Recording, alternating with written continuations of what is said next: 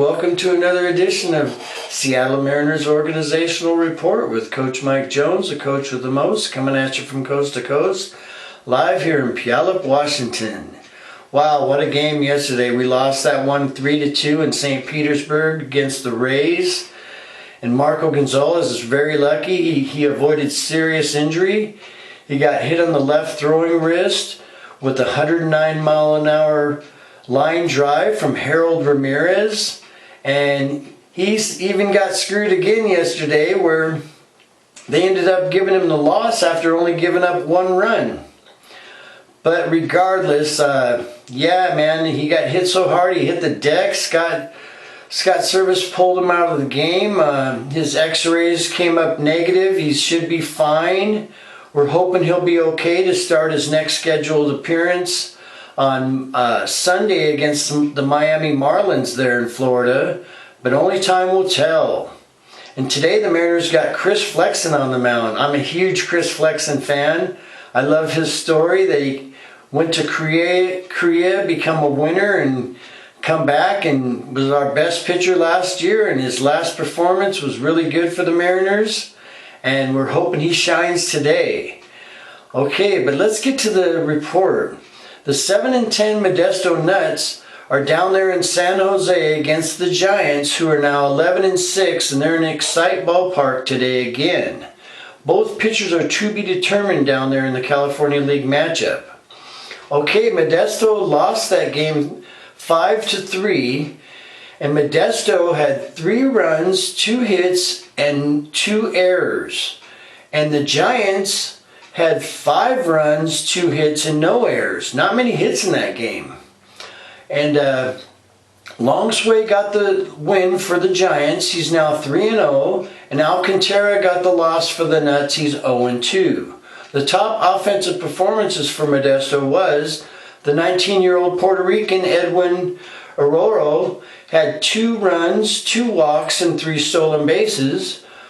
Robert Perez was 1 for 2 with a run, a RBI, 2 walks, and a stolen base. And also Almador Arias had 1 for 3 with an RBI and a walk. Top pitching performances for Modesto was the 6'6" right-hander Will Fleming had a solid start with 6 innings pitched, gave up 2 hits, 2 runs, and 8 strikeouts.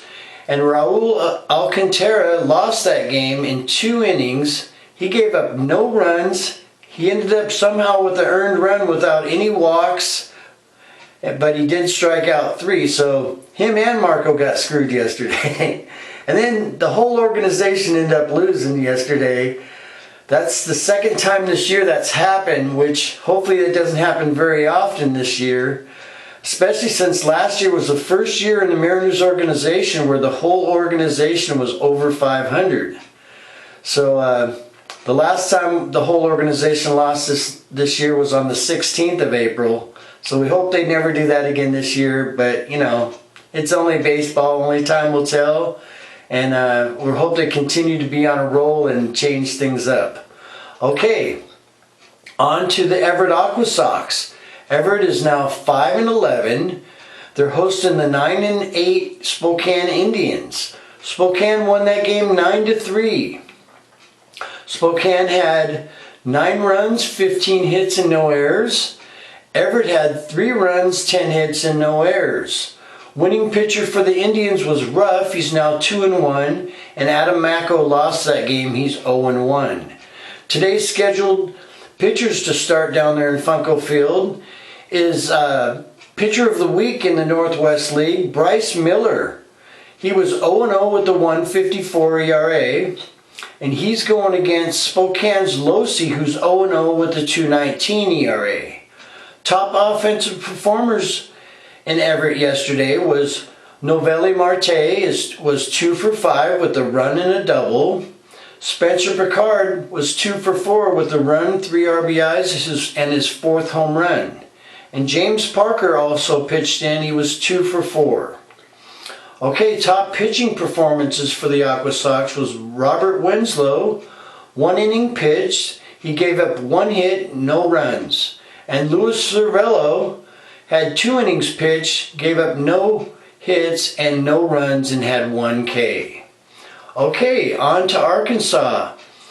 The 9-8 Arkansas Travelers are hosting the 9-8 Wichita Wind Surge down there in Dickey Stevens Park in Arkansas.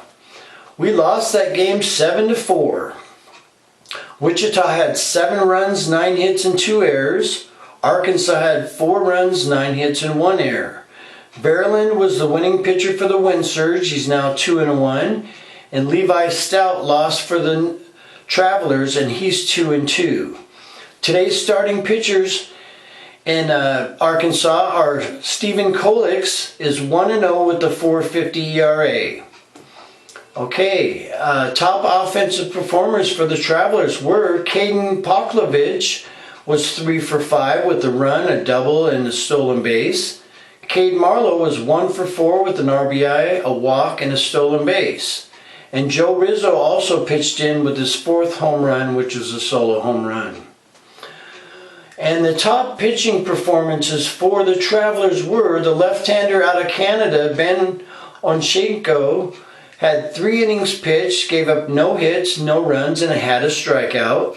And Jake Haberer pitched 1 inning, gave up 1 hit, no runs, and 1 strikeout. Okay, on to the reigning PCL champions, the Tacoma Rainiers. Man, they're starting off slow this year. We hope they can turn it around. They lost a 1-run game down there at Vegas Ballpark against the Vegas Aviators. They'll be back at it again today, and both pitchers are to be determined in Vegas today. Okay, the 6-14 Tacoma Rainiers had 5 runs, 14 hits, and no errors. And the 10-10 Las Vegas had 6 runs, 8 hits, and 2 errors. Brown was the winning pitcher for the Aviators. He's now 1-0. And Juan Mercedes is now 0-2 for the Rainiers.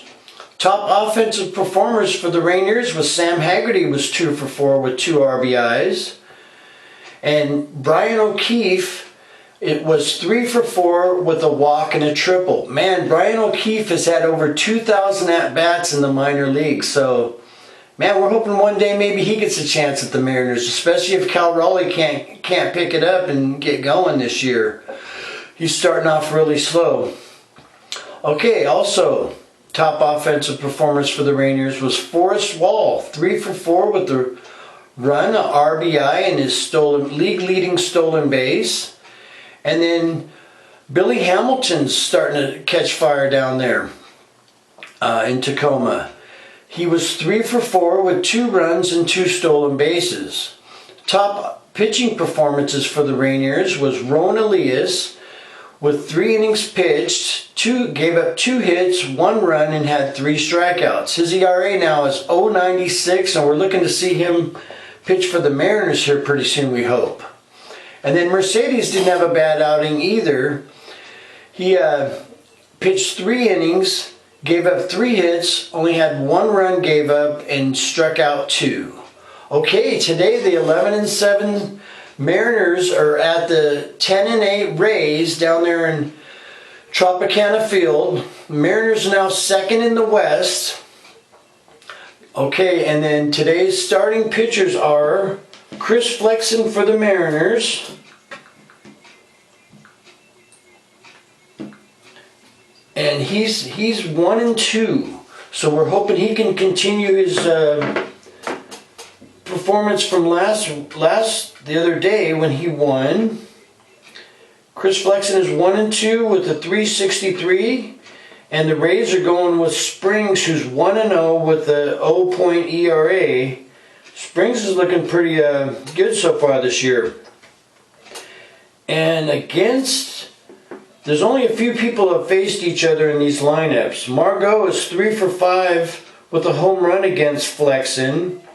And Diaz is 1 for 3 against Flexen. Lowe's 0 for 4. Other than that, nobody in the Tampa Bay lineup has faced Flexen. Against Springs in the Mariners lineup, Winker's batting 1,000 with an RBI against Springs. And Torrens is also batting 1,000 against Springs. The only other person who's faced Springs in the Mariners lineup today is J.P. Crawford's 0 for 2. Today's Mariners lineup is Frazier at second, France at first, Winker at left, Servais at DH, J.P. Crawford at short, Toro at third base, J-Rod at center field, Kelnick at right, and Torrens is catching today. Okay, what else happened yesterday? Yeah, the Puyallup product, Drew Rasmussen's now 1-1. He pitched really well for Tampa Bay yesterday. And then what else happened yesterday?